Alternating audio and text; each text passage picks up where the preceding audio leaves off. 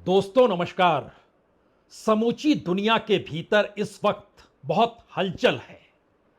यह हलचल trade war को लेकर है।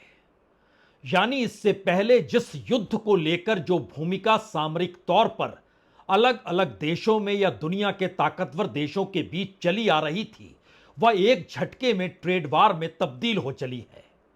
और इस ट्रेड वार के जरिए दुनिया शायद नए ताकतवर देशों को देख रही है, या फिर इस ट्रेड वार में उसकी अपनी भूमिका क्या होगी, यह तमाम देश सोच रहे हैं। भारत इस पूरी परिस्थिति के बीच दुनिया के मानचित्र पर बहुत मायने रखता है। भारत का बाजार, भारत के जरिए ट्रेड वार की स्थिति, भारत के जरिए रूस, अमेरिका, चीन, ईरान, मिडिल ईस्ट, यूरोपीय यूनियन तमाम देशों को परखें तो व्यापारिक संबंधों को लेकर और व्यापारिक युद्ध के मद्देनजर भारत की जरूरत शायद दुनिया के कई देशों को है। और इस पूरी प्रक्रिया में अगर आप ध्यान दीजिए तो भारत के तमाम पड़ोसी इस दौर में, इस ट्रेड वार में कोई बड़ी अहमियत रखते नहीं हैं। सामरिक तौर पर इससे पहले बड़ी अहमियत पाकिस्तान की जरूर रही है, श्रीलंका की जरूर रही है। भूटान भी एक वक्त सामरिक युद्ध की दृष्टि से बड़ा महत्वपूर्ण हो गया था।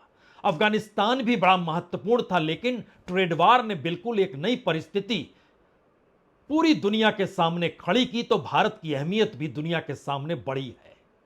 और यहीं पर सबसे बड़ा सवाल यह है कि भारत हमेशा से उस आतंकवाद से प्रभावित रहा जो आतंकवाद पाकिस्तान की जमीन पर पनाह लिए हुए है।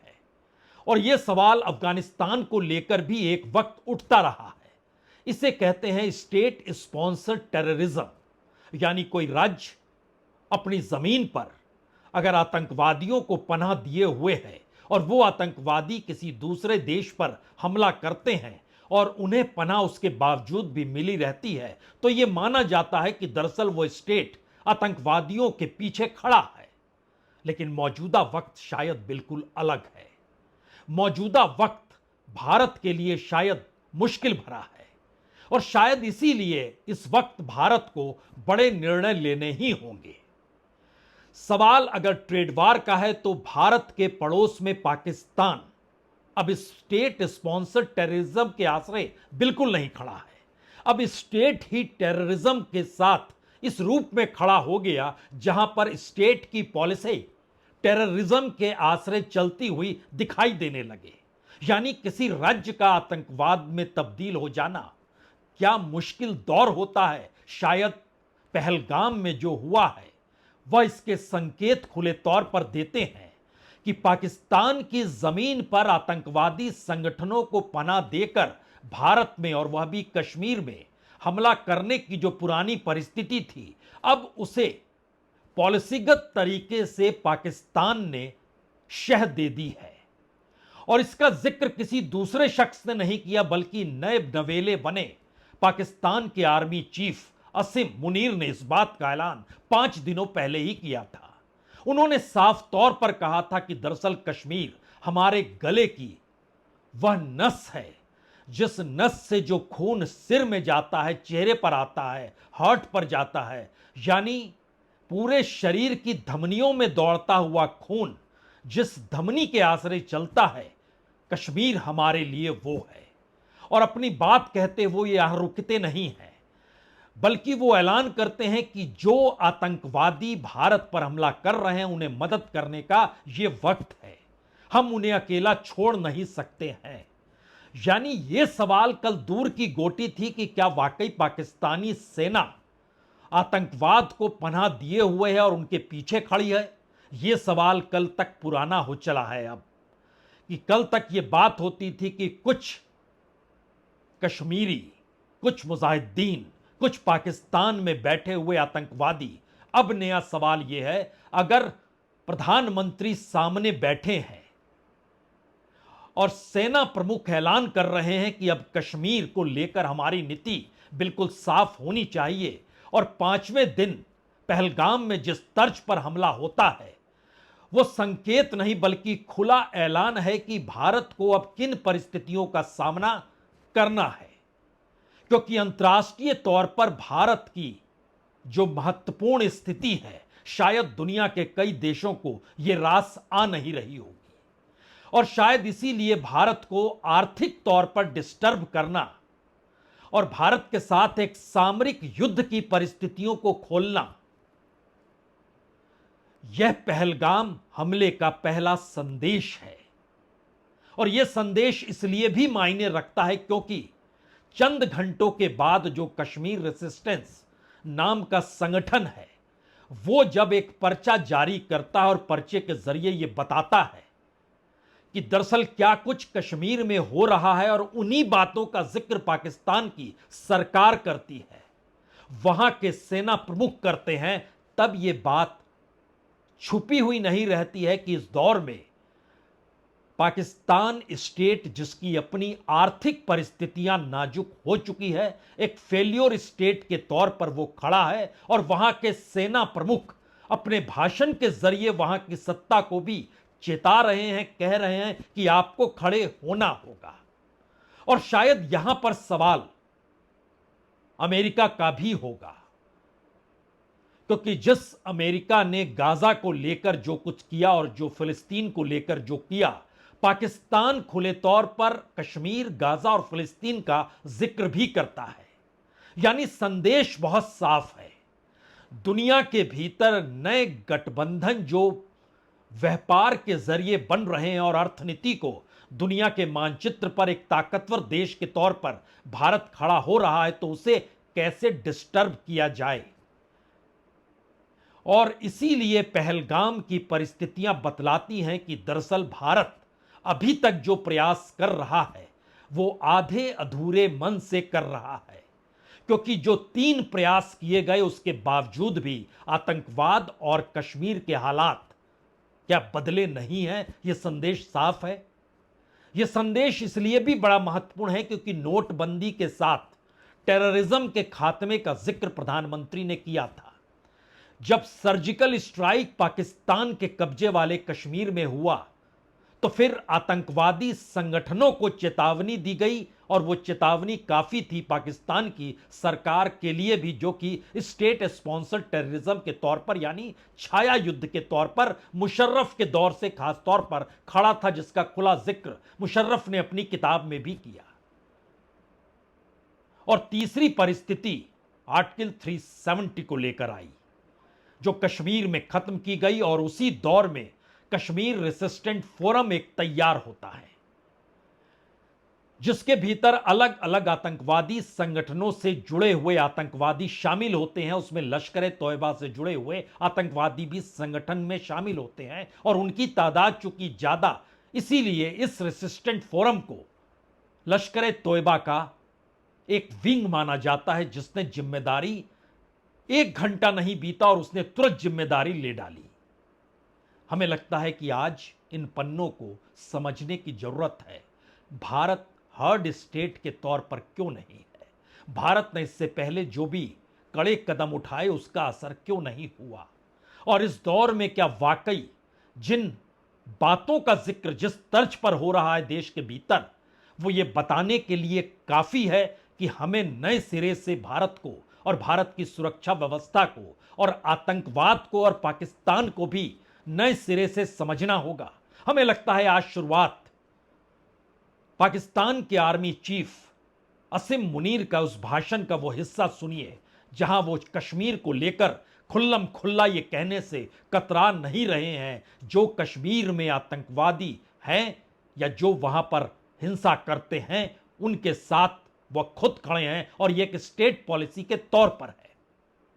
ये तहकीक करने की जरूरत नहीं है, बस इसको आगे चलाओ। Our stance, government stance on Kashmir is absolutely clear. It was our jugular vein. It is our jugular vein. We will not forget it, and we will not leave our Kashmiri brethren in their heroic struggle, what they are waging against the Indian occupation. And we have fought 3 wars for Kashmir. Kashmir का एक बड़ा हिस्सा पाकिस्तान के कब्जे वाले कश्मीर से बिल्कुल मिला हुआ है, पीओके, और दूसरी तरफ कश्मीर का हिस्सा है यानी जम्मू कश्मीर का।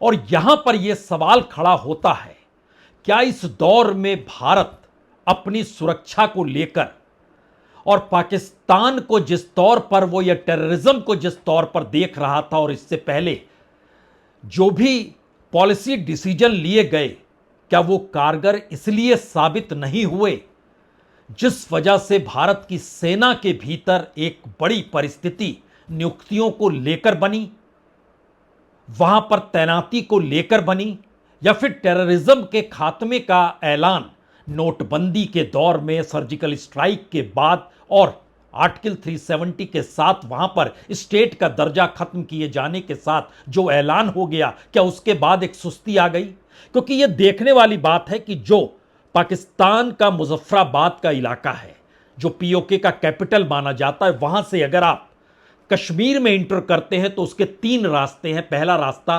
कुपवाड़ा का है। कुपवाड़ा से आपको हंदवाड़ा जाना होगा, हंदवाड़ा से सोपोर जाना होगा, सोपोर से पट्टन और पट्टन से श्रीनगर, और उसके बाद पहलगाम पहुंचेंगे जहां यह घटना बैसारन के इलाके में हुई है।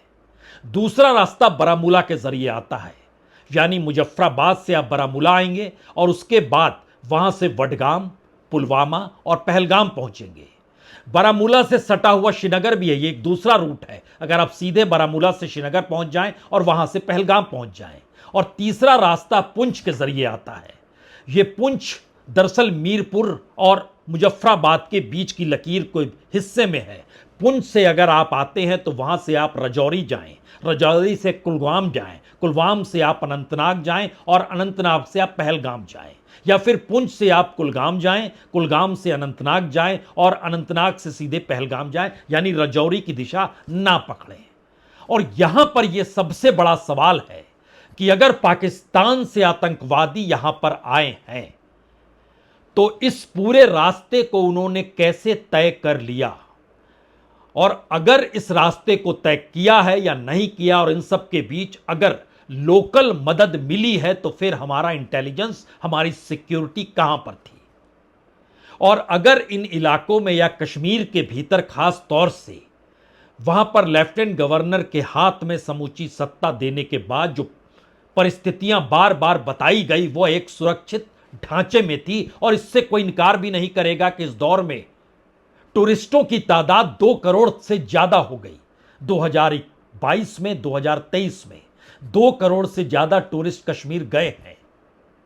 और ये परिस्थितियां क्या इस दौर में पाकिस्तान को रास नहीं आ रही थी इसलिए पूरी प्रक्रिया की गई? लेकिन सवाल इस दौर में खुद को देखने का है, और इसको एक बेहतरीन तरीके से इस देश के राष्ट्रीय न्यूज चैनल रिपब्लिक में जब जनरल जीडी बख्शी इस जानकारी को दे रहे थे, इससे पहले भी कश्मीर को लेकर जब मनमोहन सिंह की सरकार या अटल बिहारी वाजपेयी की सरकार थी, उस वक्त भी जनरल बख्शी अक्सर कश्मीर के दौर को लेकर बहुत ही एग्रेसिव तरीके से अपनी बातों को रखते थे। और आज भी, यानी कल शाम जब उन्होंने जिन बातों को रखा वह चिंतित करने वाला इसलिए है क्योंकि उन्होंने खुले तौर पर कहा कि दरअसल इस वक्त सेना के भीतर जितनी बड़ी तादाद में लोग होने चाहिए उतने नहीं हैं।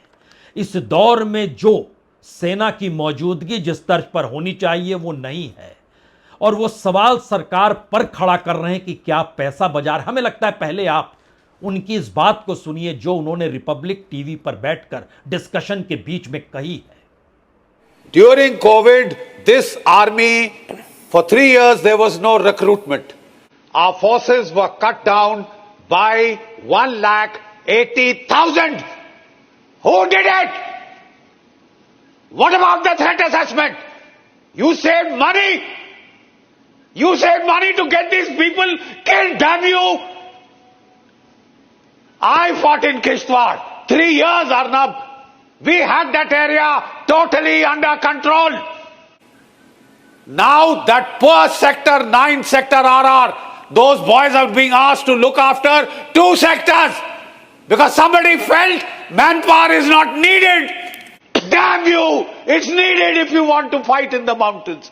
It's needed if you want to fight the terrorists in hills and mountains and jungles. It is needed if you've got a Bangladesh pain in the neck now, in addition to China and Pakistan. Open the lines. Which genius chose to cut this army down? Which genius chose to cut the size of this army. For God's sake, smell the coffee. You've got wars coming. GD Bakshi साहब 4-5 बातों का जिक्र कर गए बेहद गुस्से में। उन्होंने कहा कोविड के बाद से आर्मी रिक्रूटमेंट नहीं हुई है, 1,80,000 पद सेना में खाली पड़े हैं और सेना छोटी हो रही है, खतरे बड़े हो रहे हैं। पैसा बचाने की पहल कौन कर रहा है, यह कौन निर्णय लेता है? जंगल में पहाड़ों पर लड़ना है, सैनिकों की जरूरत है, ना कि भाषणों की जरूरत है। यह पॉलिटिक्स नहीं है, यह राष्ट्रीय सुरक्षा का सवाल है। सरकार को जवाब देना होगा। और इन सवालों के बीच जो पहलगाम से तस्वीरें उभर कर आई वो शायद किसी को भी अंदर से हिला देगी। जिस तर्ज पर वहां पर गोलियां चली और जिस तरीके से पर्यटक जो बेहद सुरक्षित माहौल में ही पर्यटन के लिए कहीं जाता है, यानी उसके भीतर कोई असुरक्षा होती नहीं है। और यह भरोसा और उम्मीद, इससे इनकार कोई नहीं करेगा कि जम्मू कश्मीर में लेफ्टिनेंट गवर्नर की मौजूदगी, दिल्ली में मोदी सरकार की मौजूदगी, और इसीलिए पर्यटन लगातार बढ़ रहा है। लेकिन उसमें खलल अगर डाला गया वो टेररिस्टों के जरिए, और वो टेररिस्ट नहीं बल्कि पाकिस्तान की नेशनल पॉलिटिक्स का हिस्सा है, उसकी अपनी भारत जैसे देश पड़ोसी को लेकर उसकी अगर यह फॉरेन पॉलिसी है और अगर टेररिज्म के आश्रय वो अपनी महत्ता को दुनिया के सामने रखते हुए भारत की महत्ता अंतर्राष्ट्रीय तौर पर कूटनीति के जरिए और ट्रेड वार के वक्त में जो बड़ी हुई है, तो क्या इन सब के पीछे कहीं ना कहीं अब पाकिस्तान की वह सेना है?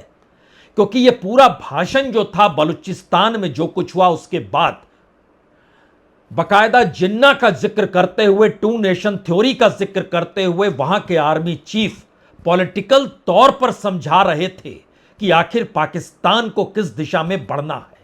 और यह मैसेज शायद भारत के लिए बहुत बड़ा होना चाहिए। यह भाषण 5 दिन पहले दिया गया, उसके बाद भारत में से कोई रिएक्शन आया नहीं था। लेकिन क्या इस पूरी प्रक्रिया का असर जो पाकिस्तान के सेना प्रमुख ने कहा उसका यह पूरा असर है? हालांकि भारत के गृह मंत्री ने वक्त नहीं लगाया, अमित शाह तुरंत रवाना हो गए, घटनास्थल पर पहुंचे, वहां पर उन परिजनों से मिले, लोगों से मुलाकात की, श्रद्धांजलि भी अर्पित की गई और घटनास्थल पर भी पहुंचे।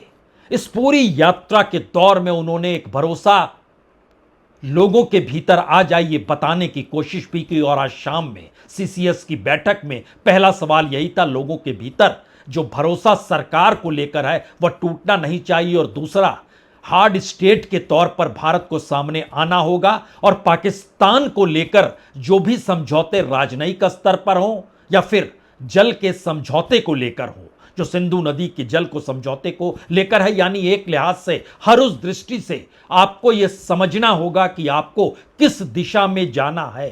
सीसीएस के भीतर उठने वाले इन सवालों ने यह तो संकेत दे दिए कि शायद जिन बातों का जिक्र हो रहा था वो चाहे सर्जिकल स्ट्राइक हो या आर्टिकल 370 और नोटबंदी के आश्रय किया गया हो, लेकिन नए तरीके से भारत को इस दौर में भी अपनी सामरिक परिस्थितियों को समझना होगा।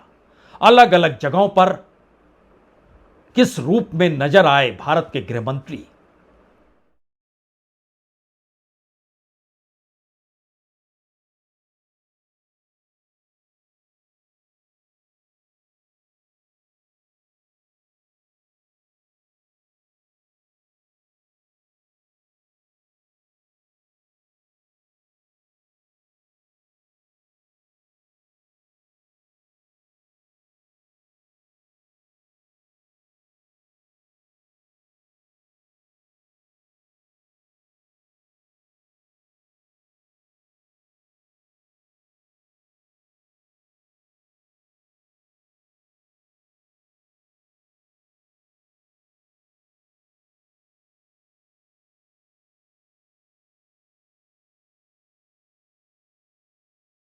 गृह मंत्री ने सब कुछ देखा समझा।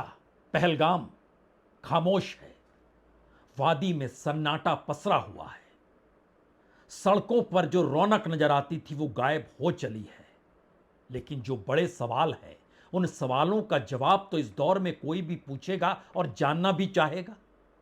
क्योंकि बदला तो लेना है, लेकिन किससे बदला लेना है? क्या टेररिस्ट ऑर्गेनाइजेशन लश्कर ए तोयबा को निशाने पर लिया जाए या जैश मोहम्मद को लिया जाए? इससे पहले जो पिछले बरस उन्होंने 7 लोगों को मार डाला था कश्मीर के भीतर में, या फिर इन सबसे हटकर समझना होगा कि भारत को अब पड़ोसी देश पाकिस्तान की बदलती हुई नीतियों में अब कहीं ना कहीं एक टेरर विंग दिखाई देने लगा है क्या? और अगला सवाल यह भी होगा, आखिर इस दौर में जो भारत के भीतर हो गया, पहलगाम में किस तरीके से टेररिस्ट पहुंच गए? क्योंकि टेररिस्ट जो पहुंचे थे वह यूं ही नहीं थे, वो बकायदा 4 टेररिस्ट थे, सेना जैसी वर्दी थी जिसको कैमोफ्लेज ड्रेस कहा जाता है, अमेरिकी M4 कार्बाइन राइफल थी, AK-47 का जिक्र है, 50 से 70 फायरिंग हुई है, पर्यटकों को बंदूक दिखाया गया, महिलाओं बच्चों को अलग किया गया, पहचान पूछकर गोलियां चलाई गई, उसके बाद अंधाधुंध फायरिंग हुई। ये सारी चीजें हुई और एक लंबे वक्त तक हुई। तो जिम्मेदारी इस देश के भीतर भी तो किसी की होनी चाहिए, और उसके ठीक समानांतर भारत का अपना रुख अब क्या होगा वह भी तो नजर आना चाहिए। क्योंकि यह सवाल इसलिए कहीं ज्यादा बड़े हो चले हैं कि जो उम्मीद और आस इस देश के लोगों के भीतर है, उसमें जो निशाने पर आए, उसमें हरियाणा के लेफ्टिनेंट यानी सेना में शामिल विनय नरवाल भी हैं, बिहार के इंटेलिजेंस ब्यूरो के अफसर मनीष रंजन भी हैं, इंदौर के कारोबारी सुशील नाथनियाल भी हैं, रायपुर के स्टील कारोबारी दिनेश मिरानिया भी हैं, जयपुर के नीरज उधवानी जो कि यूएई में जॉब कर रहे थे वह भी हैं, सूरत के शैलेश भाई हिम्मत भाई कलथिया भी हैं, भावनगर के यतीश भाई और उनका बेटा स्मिथ भी है। अलग अलग जगहों से, यानी इस देश के लगभग आधे दर्जन से ज्यादा राज्यों के पर्यटक वहां पर मौजूद थे। हर के आंसू सूख चुके हैं।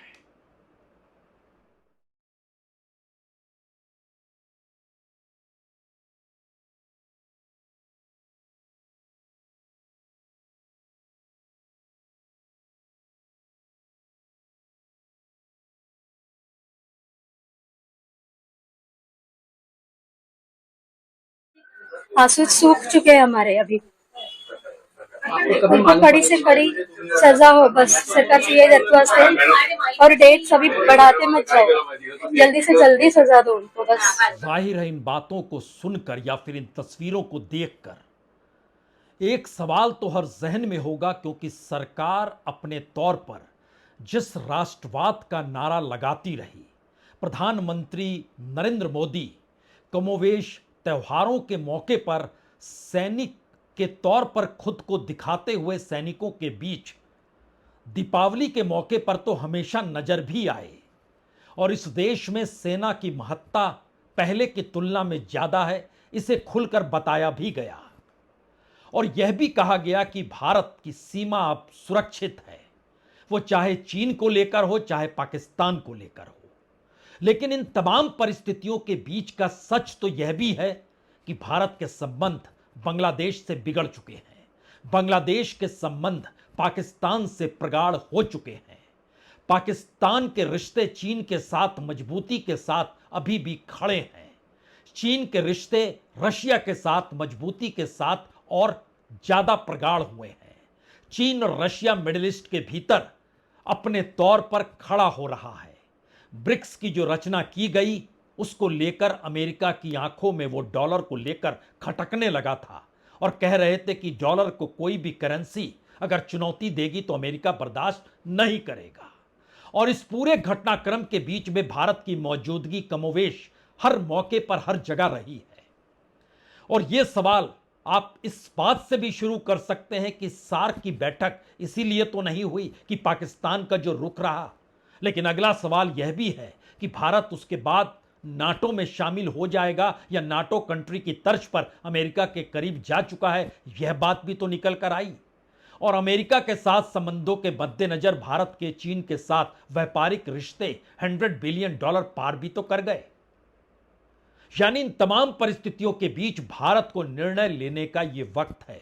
सवाल अब सिर्फ ट्रेड वार का नहीं है, सवाल तो टेरर वार का भी है। और पड़ोसी देश जो टेरर स्टेट के तौर पर अपनी नेशनल पॉलिसी को लेकर कश्मीर का जिक्र खुले तौर पर कर रहा हो, वहां पर अब आप कौन सा निर्णय कैसे लेंगे? शायद इसीलिए इस दौर में उस स्टेट्समैन की जरूरत है जो इस देश को एक धागे में पिरो पाए, बता पाए कि भारत के भीतर कोई भी एक भी कण अलग नहीं है, सभी एक साथ खड़े हैं। और यह एकजुटता और एक धागे में भारत पिरोकर अगर स्टेट्समैन की ताकत दुनिया के सामने रखती है, तो भारत को लेकर दुनिया का कोई दूसरा देश शायद कोई टीका टिप्पणी भी नहीं करेगा, जो हिमाकत पिछले दिनों बांग्लादेश तक ने कर दी। यानी इन सवालों के अक्स तले शायद मौजूदा सरकार के सामने तीन बड़े रास्ते हैं और हर रास्ता दूसरे रास्ते से मिला हुआ है। पहला सवाल तो यही है कि मौजूदा सरकार के बीते 10-11 बरस के कार्यक्रम ये बतलाते हैं कि किसी भी हालत में सरकार चाहेगी कि जिनके रोते रोते आंसू सूख गए हैं, कम से कम मैसेज ऐसा दें जिससे उन्हें लगे सरकार न्याय कर रही है। यानी भारत एक हार्ड स्टेट के तौर पर है और एक हार्ड स्टेट का मतलब बहुत साफ होता है, वार लाइक सिचुएशन। दूसरी परिस्थिति, कश्मीर को लेकर जो ताना बाना, स्टेट का दर्जा देना है या नहीं देना है, लेफ्टिनेंट गवर्नर के पास कितनी ताकत रहनी है, चुने हुए मुख्यमंत्री का कोई महत्व है या नहीं है, और वहां पर जो भी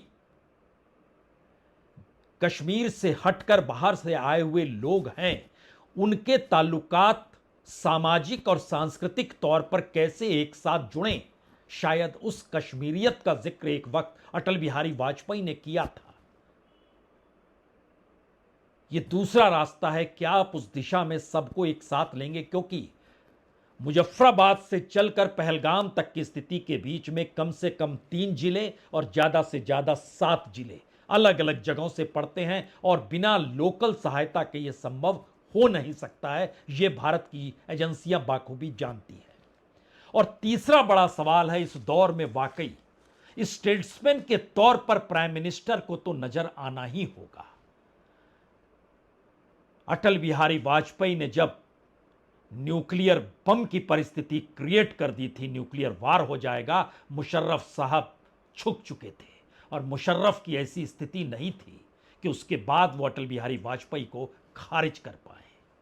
यानी वाजपेयी भी उनको अपने वक्तव्य में करगिल के बाद साहिब कहने से चूके नहीं थे एक बार, लेकिन उसके बाद उन्होंने हाथ नहीं मिलाया और जनरल मुशर्रफ से आगे बात उन्होंने की ही नहीं। ये परिवर्तन और देश के भीतर मैसेज दोनों एक साथ दे पाने की स्थिति में कहीं ना कहीं खड़े तो होना होगा। और जो इन तमाम सवालों से जुड़कर आखिरी सवाल है, जो सबसे महत्वपूर्ण है, शायद उसमें हर किसी की भूमिका है। वो भूमिका इस देश के मीडिया की भी है, इस देश के भीतर के उस समाज की भी है जो बहुत ही एग्रेसिव वे में खड़ा होकर जिन नारों को लगाएगा और सरकार को चिताएगा। तो सरकार को यह बताना होगा कि सरकार का रास्ता क्यों सही है और सरकार बहुत सारे काम खामोशी से करती है। ढोल पीटने की जरूरत बिल्कुल नहीं है। मैसेज दुनिया के सामने खुद ब खुद आएगा और आना भी चाहिए। वह कहीं पॉलिटिक्स और कहीं वोट बैंक का हिस्सा बिल्कुल नहीं बनना चाहिए। इसको लेकर सत्ता को सचेत तो होना ही होगा, क्योंकि पुलवामा में यह गलती हुई थी। चुनाव के वक्त वोट मांगे गए थे। सवाल इस देश की सुरक्षा का है, संप्रभुता का है, राष्ट्रीयता का है। इस देश के नागरिकों को बराबर के अधिकार तले अपनी रक्षा सुरक्षा की मांग सत्ता से करनी होगी और सत्ता को उन्हें देनी होगी। यह भरोसा जगाना ही होगा। इसके अलावे कोई विकल्प बचता नहीं है। बहुत बहुत शुक्रिया, बहुत बहुत शुक्रिया।